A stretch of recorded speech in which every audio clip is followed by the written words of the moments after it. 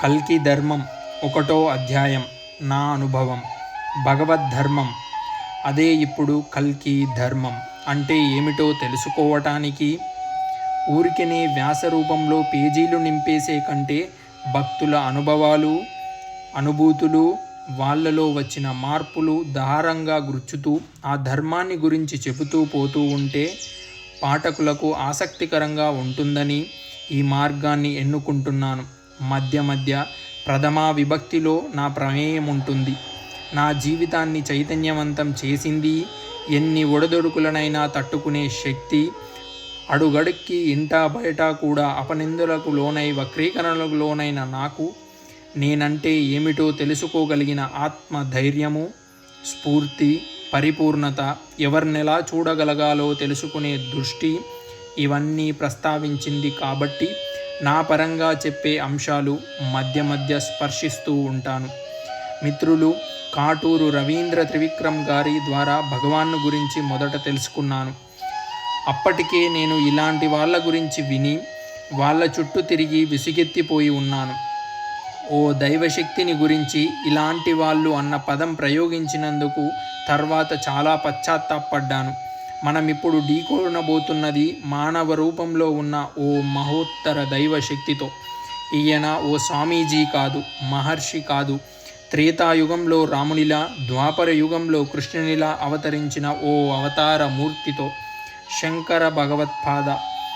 ఆయన భగవాన్ని గురించి చెప్పడానికి మొదటిసారి విజయవాడ వచ్చారు. తర్వాత ఆయనెంత గొప్పవారో తెలుసుకున్నాను.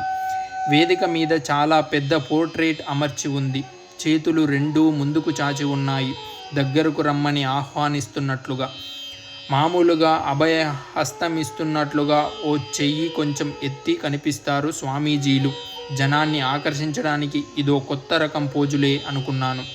ఆ పోర్ట్రేట్ ముందు కూర్చొని వేదిక మీదే కొంతమంది స్త్రీ పురుషులు పాడుతున్నారు, భజన పాటల్లాంటివి. ఇదెక్కడైనా ఉన్న తతంగమే కదా అనుకున్నాను. తర్వాత ఒక ఆయన మైక్ దగ్గరకు వచ్చి పరమ గురువు శంకర భగవత్పాదుల వారిని వేదిక మీదికి రమ్మని చెబుతూ ఆయన గురించి కొంత ఉపోద్ఘాతం చెప్పారు. ఆ ఉపోద్ఘాతం అప్పుడంతగా నేను పట్టించుకోలేదు. తర్వాత ఓ వ్యక్తి వేదిక మీదికి వచ్చారు. చూడగానే దిగ్భ్రాంతిలో మునిగిపోయాను. ఇంచుమించు 45 సంవత్సరాలుంటాయి. ఆజానుబాహువు, ముఖంలో గొప్ప తేజస్సు. ఓ దివ్య పురుషుణ్ణి చూస్తున్నంత అనుభూతితో శరీరం స్పందించింది. ఆయన గొంతు నుండి మొదట ఓ శ్లోకం వెలువడింది. ఓం సచ్చిదానంద పరబ్రహ్మ పురుషోత్తమ పరమాత్మ శ్రీ శ్రీ భగవాన్ కల్కి రూపాయ నమః.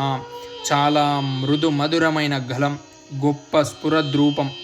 అంతకు ముందు చాలామంది మహాపురుషుల్ని చూశాను కానీ ఇంత చక్కటి విగ్రహాన్ని వీక్షించే భాగ్యం కలగలేదు. కాసేపు ఈయనే భగవానేమో అనిపించింది. ఎందుకంటే అంతవరకు భగవాన్ని గురించి నాకేం తెలియదు.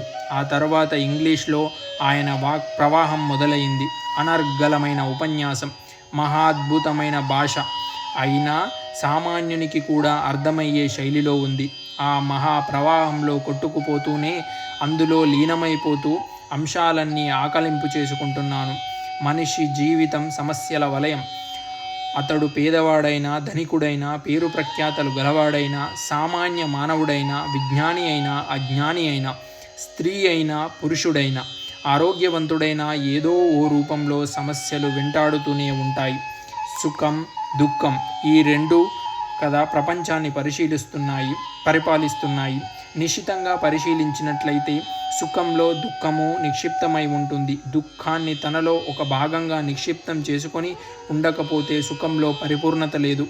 ఓ మహోన్నత క్రీడాకారుడు ప్రపంచంలోని అత్యున్నత అవార్డుని సర్వశక్తులు దారబోసి బలీయమైన పోటీలను తట్టుకొని సాధించగలిగినప్పుడు ఉన్నట్టుండి బావురుమని ఏడ్చేస్తాడు.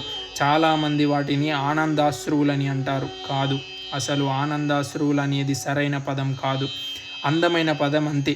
అలా కీర్తి పతాకను అందుకున్నప్పటి చిత్తశుద్ధితో కూడిన దుఃఖం మనసును ఆవరిస్తుంది. అప్పుడు ఉక్కిరి బిక్కిరిలోంచి వెర్రితలలు వేయకుండా మనిషిని బ్యాలెన్స్ చేసి స్థిరత్వాన్ని కలిగిస్తుంది.